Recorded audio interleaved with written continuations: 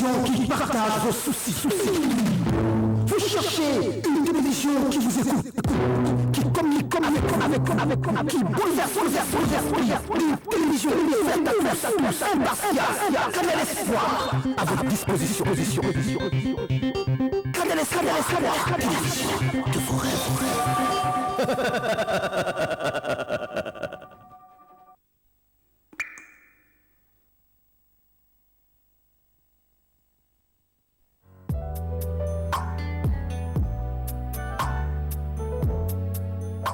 Le courage de dire la vérité sans complaisance et sans état d'âme est une constance de l'art journalistique.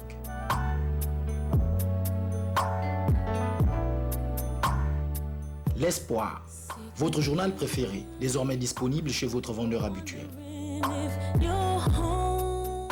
L'espoir fait vivre et le désespoir tue. Nous sommes égaux devant le présent qui seul nous appartient. Le journal L'Espoir, c'est la différence.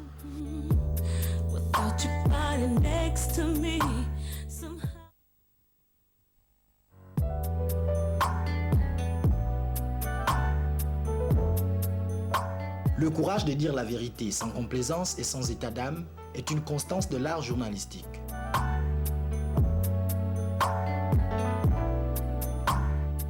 L'Espoir, votre journal préféré, désormais disponible chez votre vendeur habituel. L'espoir fait vivre et le désespoir tue. Nous sommes égaux devant le présent qui seul nous appartient. Le journal L'Espoir, c'est la différence.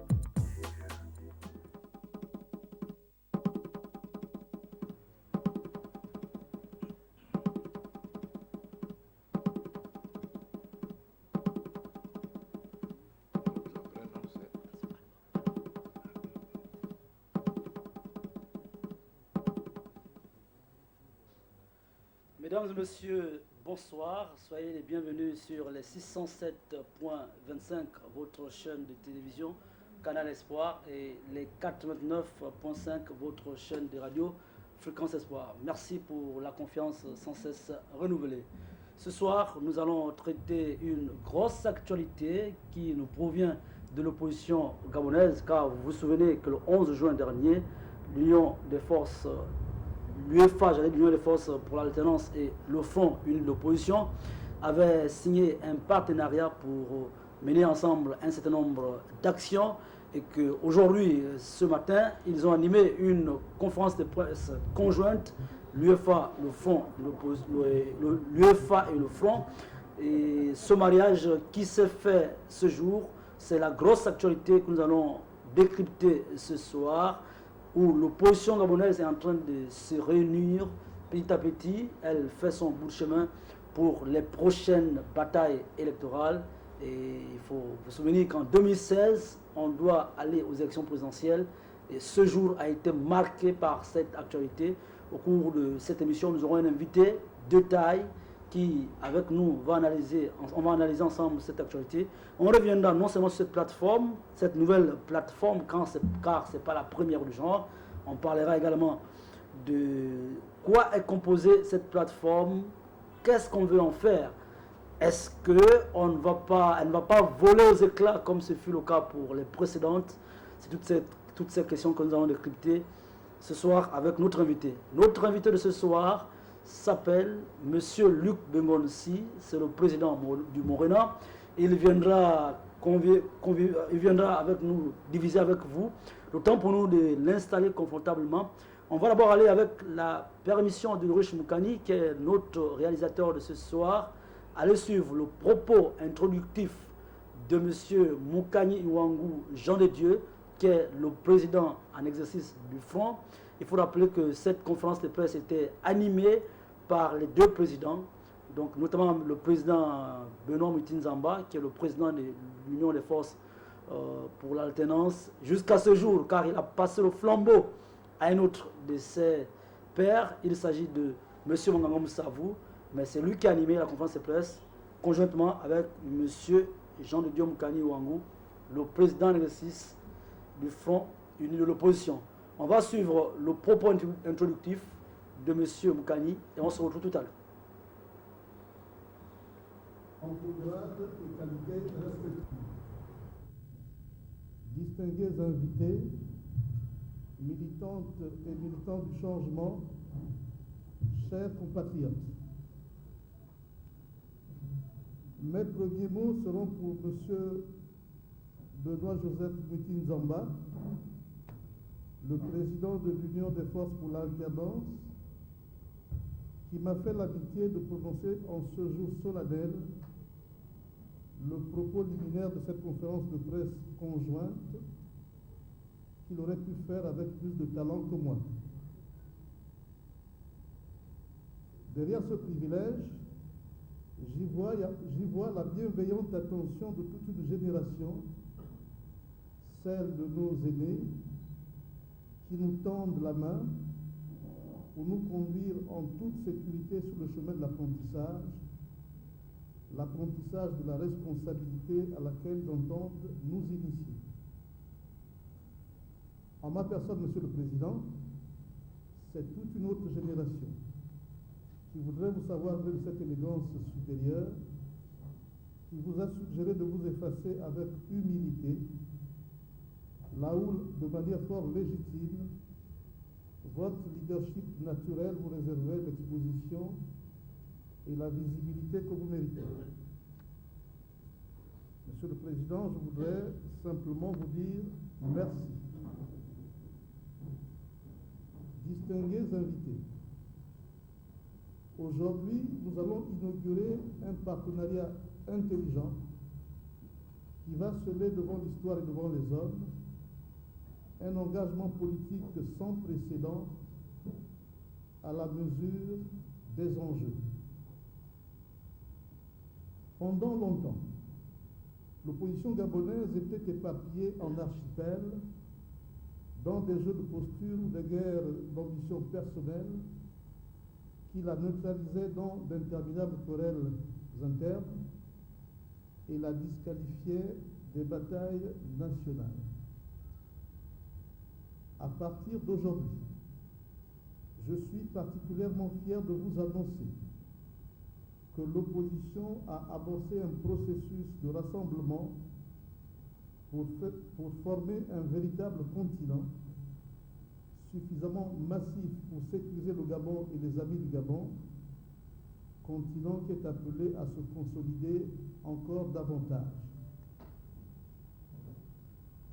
Tirant les leçons des expériences du passé, les deux regroupements politiques majeurs de l'opposition gabonaise, en l'occurrence le Front de l'opposition pour l'alternance, en abrégé le Front, et l'Union des forces pour l'alternance, en abrégé l'UFA, ont décidé de coordonner leurs actions dans une dynamique unitaire afin que dans l'unisson des cœurs et dans l'intérêt et dans l'unité des bras, ils puissent parvenir à la libération du Gabon, notre cher et beau pays. Mais en observant l'aréopage des personnalités qui ont tenu à prendre part à cette rencontre, vous avez compris déjà que le cercle s'est largement élargi au-delà de ces deux entités-là et j'en suis particulièrement heureux. Après des réflexions rondement menées séparément, qui donnent à constater une identité de vue sur l'ensemble des questions stratégiques qui engagent l'avenir de la nation, tout, oui, absolument tout invitait à un rapprochement objectif entre ces deux entités, tout comme vous constatez qu'il tombe sous le sens que ce cercle qui est déjà élargi ici et maintenant, ne demande plus qu'à être formalisé dans les faits. En partant de la situation administrative du chef de l'exécutif, qui a dévoilé l'État hors la loi pour arriver à la mauvaise gouvernance de l'État, une crise grave, multiforme et multisectorielle, une crise profonde traverse chaque segment du pays. Reclus dans une extrême précarité et unis dans une communauté de destin, le peuple qui ne peut périr est poussé par un élan de survie vers sa libération.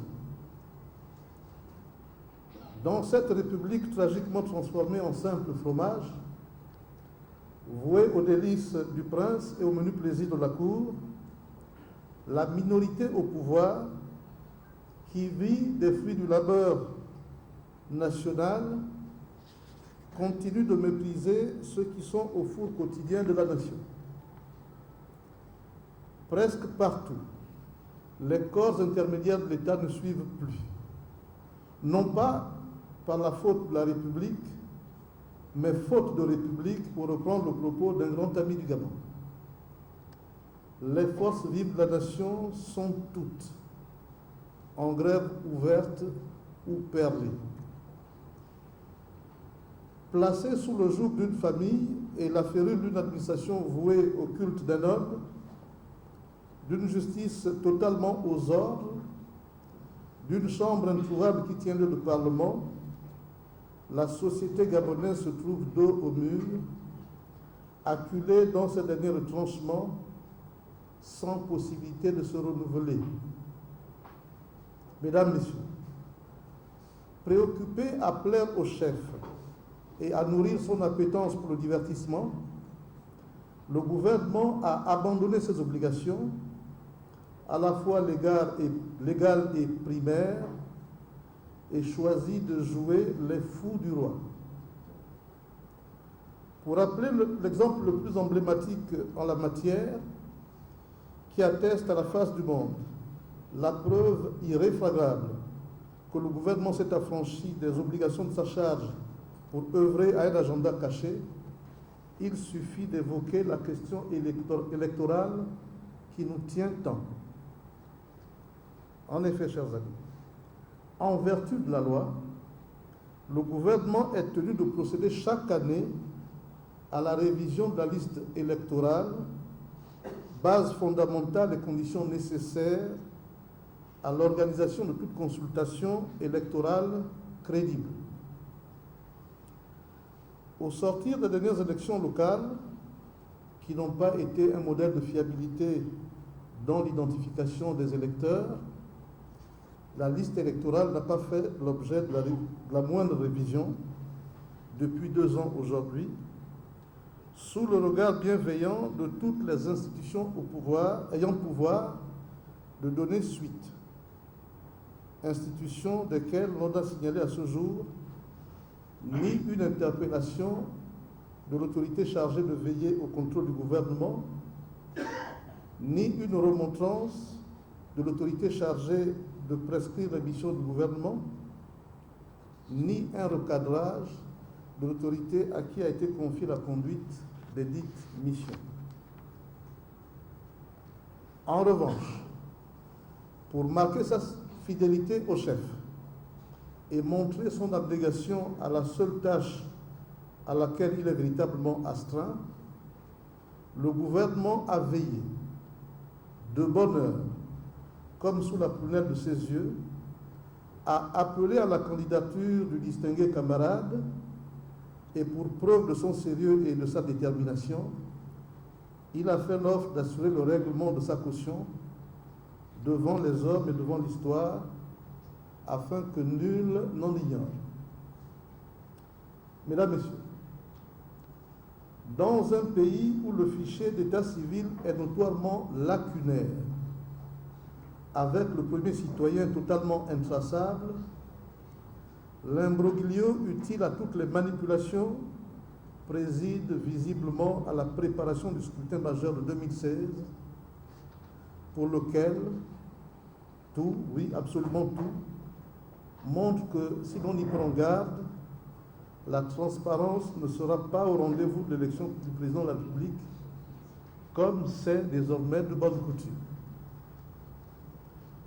Le Front et l'UFA, qui ont parfaitement pris acte, chacun en ce qui le concerne, de toute la gravité de la situation socio-politique du Gabon, marquent une détermination commune à y mettre un terme définitif afin de restaurer la République sur ses seules vertus, qui postulent en l'occurrence que la légitimité du peuple est le fondement de l'autorité des pouvoirs publics. Pour vous permettre de suivre les grands traits qui doivent servir de charpente à ce dialogue, dont l'objectif est principalement d'exiger la transparence dans les procédures électorales, je vais me permettre d'inviter le président Mwiti Nzomba à faire l'économie de la démarche de l'UFA. Vous venez d'écouter le président en exercice du Front. Il s'agit de M. Jean de Dieu Moukani Ouangou, qui vous a présenté le propos introductif de cette conférence de presse. Il faut rappeler que deux choses à retenir: l'alliance entre le Front et l'Union des forces pour l'alternance. Il faut également retenir qu'autour de cette plateforme, l'opposition exige un dialogue inclusif. Au cours de cette émission, on aura la possibilité de pouvoir y revenir avec un autre invité. La question de ce soir est intitulée comme suit, ou composée comme suit: l'union de l'opposition sera cette fois-ci définitive? C'est la grosse question que l'on se pose ce soir, avec tous les regroupements et les alliances que nous avons connus dans le passé. Est-ce que l'union de l'opposition sera cette fois-ci définitive? C'est la question que l'on se pose ce soir. Est-ce que l'union de l'opposition sera cette fois-ci définitive? Pour apporter vos points de vue ou bien pour poser vos questions à l'endroit de notre invité, il vous suffira de composer les numéros suivants: le 06 40 02 10, 06 40 02 10, 06 40 02 19, 06 40 02 19 et le 07 39 44 91. 07 39 44 91. Si vous avez du mal à nous suivre à travers votre poste téléviseur, il vous suffit d'allumer votre poste radio et nous suivre à travers les 89.5 FM et vous serez bel et bien reçus sur ce plateau. Comme je vous l'indiquais en introduction, sur ce plateau, nous recevons le président Luc Bengonsi, qui est un membre du Front. Bonsoir, président. Bonsoir, Alban. Merci d'être avec nous. Merci une fois de plus de nous honorer de votre présence.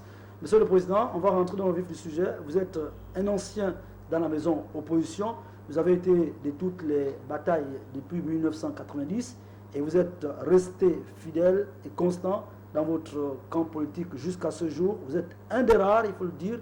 Vous avez connu tous les hauts et les bas de l'opposition. Comment appréciez-vous cette initiative du Front et de l'Union des forces pour l'alternance?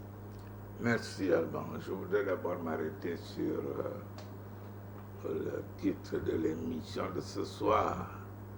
Dites-nous la vérité. Et vous connaissez qu'il y a l'adage qui dit que toute vérité n'est pas bonne à dire, ce qui signifie que nous devons tous être des petits menteurs. C'est dommage à relever, mais vous m'avez invité ici pour que je puisse vous dire la vérité. Et je tenterai de ne pas l'occulter. Je crois qu'on ne peut pas présager de l'avenir. Nous avons à chaque fois voulu regrouper l'opposition. On ressent à chaque fois cette volonté. Et nous arrivons, à notre grand regret, à ne pas atteindre les objectifs qu'on s'est fixés. Mais cela ne pourrait pas nous empêcher de recommencer.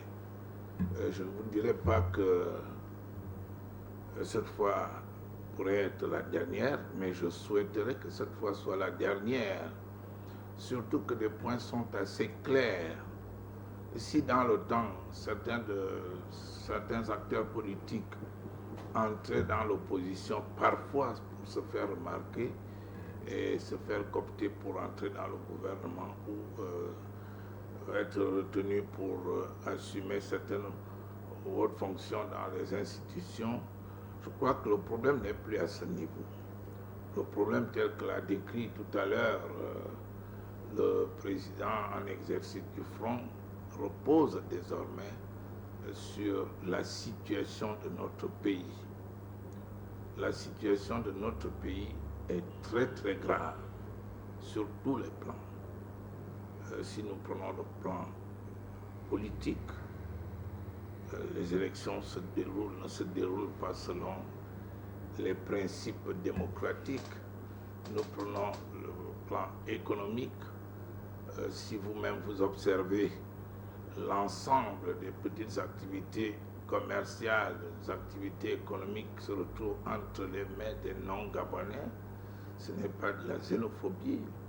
Les grosses structures sont entre les mains des non-gabonais. Nous apparaissons comme des grands observateurs. Vous avez le plan social. Je n'ai plus à décrire les conditions dans lesquelles vivent nos compatriotes. Nous relevons tous qu'ils vivent dans la misère et la très grande pauvreté. Et je crois que l'ensemble de ces éléments doivent amener tous les Gabonais, non seulement ceux qui se sont retrouvés ce matin pour fédérer une union que nous souhaitons solide, que nous souhaitons prospère, et une union qui devrait accueillir d'autres Gabonais qui sont encore hésitants. Nous souhaitons que ce regroupement permette de libérer le peuple gabonais. Il y a un impératif absolu aujourd'hui qui repose sur la libération de ce pays. Nous avons lancé à plusieurs reprises cet appel en recommandant aux uns aux autres d'oublier leurs intérêts personnels et de se battre pour que notre pays puisse exercer sa souveraineté, pour que le peuple gabonais puisse être le maître de son pays. Nous disons, vous avez regardé aux États-Unis. Aux États-Unis aujourd'hui, le Parti républicain veut déjà présenter, enfin, il y a près de 15 candidats qui se révèlent dans le camp des républicains pour briguer la présidence des États-Unis. C'est ça la démocratie. Et le peuple américain aura le dernier jour à choisir celui qui aura à diriger les destinées de ce pays pendant 4 ans. Mais il faut que nous ayons un sursaut qui nous permette effectivement de conquérir notre liberté, d'organiser notre société. Ce matin, effectivement, nous nous sommes regroupés, je l'ai dit au cours d'une autre émission, lors du passage en juillet 2010 de monsieur du secrétaire général de l'ONU, M. Ban Ki-moon. Il nous avait fait l'honneur de nous recevoir, et au cours de cette rencontre, j'avais eu l'occasion de lui dire qu'au Gabon, il y a l'opposition, et au sein de l'opposition, il y a des oppositions. Les oppositions, c'est pas, bien sûr qu'ils s'opposent, c'est certain, mais tout en s'opposant au régime en place. Et je crois que nous commençons tous à prendre conscience que cette position ne nous favorise pas, ne favorise pas l'opposition, ne favorise même pas le peuple gabonais qui souhaite désormais, dorénavant, être la clé de voûte de la démocratie de notre pays. Donc, ce matin, effectivement, nous avons eu l'occasion de rendre solennel cet engagement des 2 groupes. Je crois que l'engagement ne s'est peut-être pas limité aux 2 groupes, parce que j'ai vu les membres de l'UFC qui étaient présents à cette rencontre, ce qui présage déjà d'un élargissement qui pourra regrouper pratiquement l'ensemble des acteurs politiques de l'opposition de notre pays, Mais bien sûr que nous ne pouvons pas ne pas avoir de légères inquiétudes, des inquiétudes qui porteraient sur le fait que certains dans l'opposition ou dans notre pays veuillent toujours profiter de ce genre de circonstances pour tirer, j'allais dire, la couverture de leur côté, ce qui serait préjudiciable à l'action que nous sommes en train d'engager. À un moment donné, nous nous sommes fixés comme point focal l'examen de la situation administrative de M. Ali Bongo, qui se retrouve à la tête de l'État gabonais. Nous nous sommes fixés comme point focal. Et je regrette de pouvoir le dire, nous avons enregistré une certaine timidité au niveau de l'opposition gabonaise. Et le regroupement qui se fait, tel que l'a envisagé, l'a décrit tout à l'heure le président Mokani Wango, doit porter effectivement sur ces points très importants qui bloquent l'évolution de la vie de notre pays. Nous avons affirmé sur ce plateau la dernière fois qu'au regard de certains éléments, cette fois-là, je disais que le président Omar Bongo n'avait pas